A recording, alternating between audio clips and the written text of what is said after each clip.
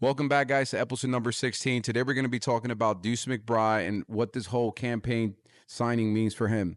And we're also going to be getting into Isaiah Hartenstein and what kind of led to his decision.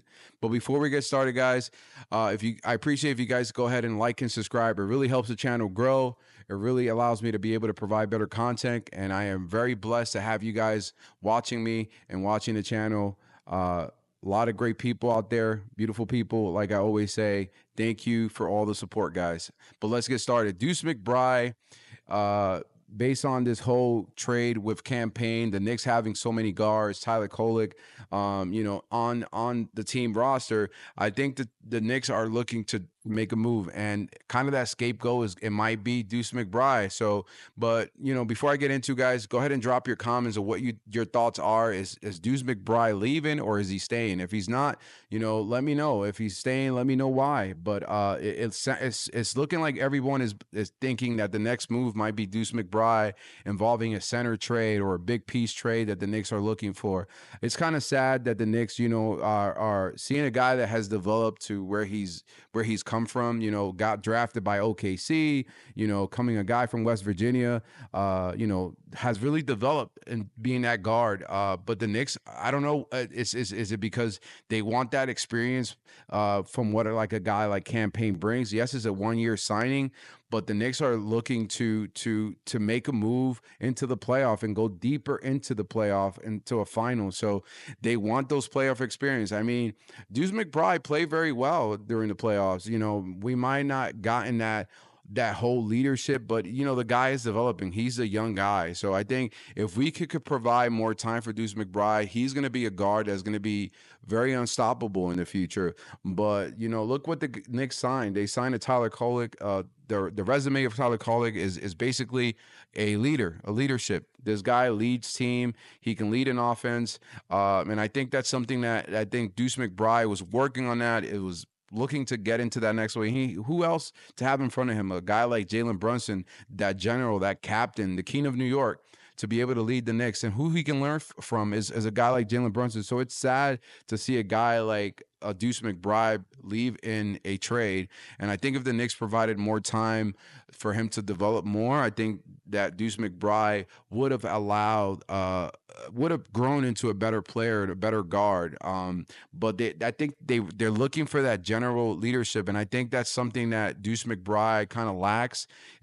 Can he lead an offense? Can he give a breather to Jalen Brunson when he's not on the court? And I think there's a 50-50. A lot of fans love Deuce McBride. I am a big fan of Deuce McBride. I wish he stays here. I wish he develops to a player, but it's looking like the Knicks are trying to head in another direction. Sometimes we can't just fall in love with players. Yes, we will love Deuce McBride to have a future with the Knicks, but sometimes the Knicks are going to make a move that makes sense for them. So I trust in Leon Rose. If it's going to cost moving Deuce McBride to make the team better, then so be it, so be it. But I trust in this or front office. They've been making great moves. So I think that whole emotion of us being attached to a player is real. It's real. And I think I feel bad. And I will wish the Knicks to invest more in Deuce McBride and invest in our young guys and develop our assets to become to be better and probably become superstars in the future or stars in the NBA. But sometimes these guys might not be at the level what the Knicks are. The Knicks are just progressing at a different level and probably not allowing these young guys to develop, to give them time to develop. It's kind of funny now. We used to have a lot of young guys, and now we still have a lot of young guys, but we have these guys who have experiences in our team, and I think that's what the Knicks are trying to bring in, guys that have that repertoire of being in the playoffs, guys that are able to lock down teams. And Deuce McBride it was heading that direction. I just think the Knicks don't have the patience for him if they decided to trade him, and that might be the case. That might be the case of why the Knicks might be moving on from Deuce McBride.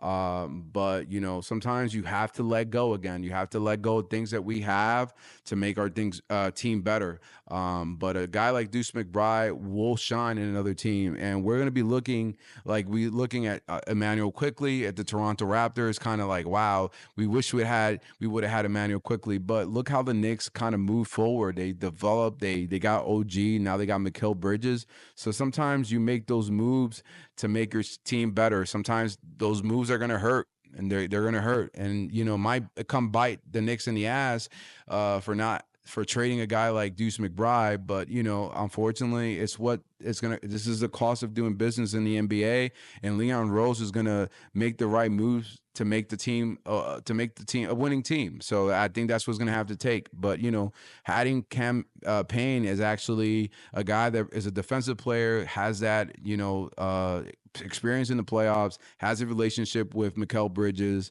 a guy that could lead an offense when Jalen Brunson is not on the court with the mesh of also Tyler Kolek.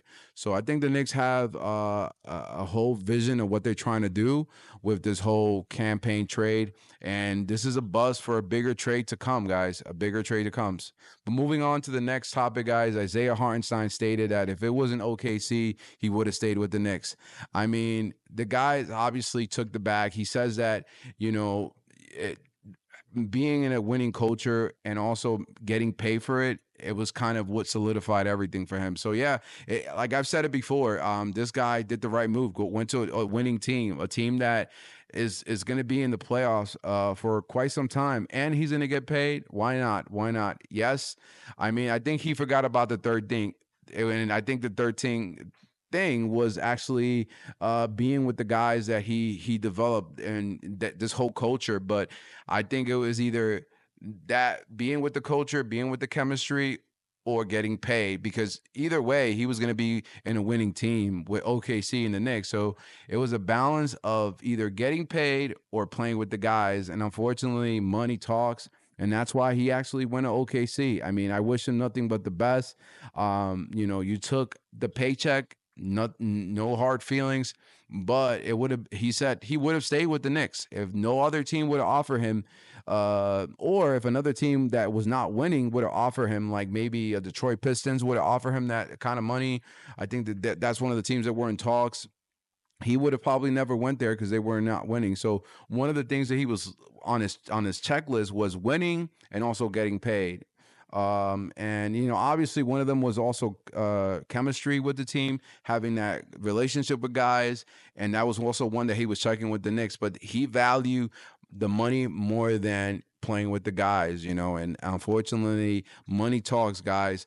But it's nothing compared to what Jalen Brunson and what Mikal Bridges is planning to do. These guys are putting winning ahead of themselves. They are going to take less to make this a winning culture.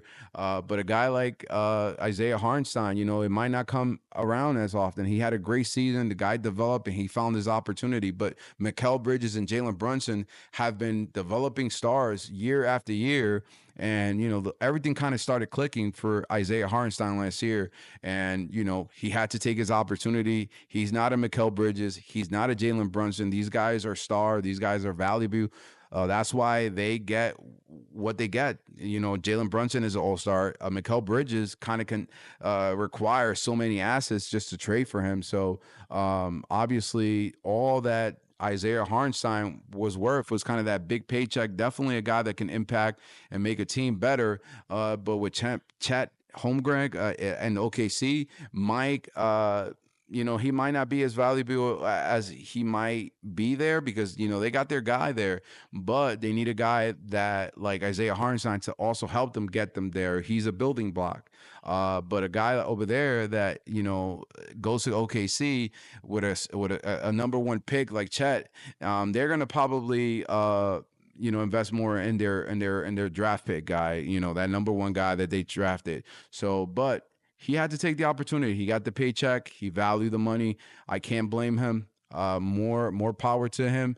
But rather than playing with the guys. But the good thing is that we have guys that will like to play less for us, like Mikal Bridges, Jalen Brunson, and we also got OG. OG got paid, but the Knicks had to pay him because obviously they invested in him. They traded away assets. Emmanuel quickly, also They traded away RJ Barrett, so meaning they had to value paying him. But he did mention that he did take less. He did take less because other teams did offer him more money out there, and he decided to stay with the Knicks. So he did take less money by signing with the Knicks. OG. So we got guys that want to play here, guys that want to play for less. So, if you don't want to be here, I'm more than happy for you to just leave the Knicks. But if you want to invest in the culture and invest in what this Knicks team is trying to do and bring a championship to New York, hey, I welcome them, and I love the fact that Jalen Brunson, Mikal Bridges, OG, these guys are willing to take less to win. So Isaiah Hartenstein, as much as it hurts to see you go, I'm happy for you on another team. But actually, hearing what I've been hearing, you might not be missed pretty soon when the Knicks probably make a trade for a center. But we do have our center, which is Mitchell Robinson. The only concern is injuries. But imagine a whole season with Mitchell Robinson, and we got our guy. We got a center that people is going to be drooling for if this guy stays healthy the entire season, because he's going to be a problem if he's healthy. But we definitely have to add insurance. We can't go another season with injuries being a concern anymore. So, guys, this is all I kind of have for today. Like I said, like and subscribe. Drop your comments. It really does help the channel grow when you guys drop comments. We have those conversations on the chat, on the comment section. I'm very active, so if you guys want to go ahead and chat with me in the comments, feel free. Again, peace out. Thank you for watching.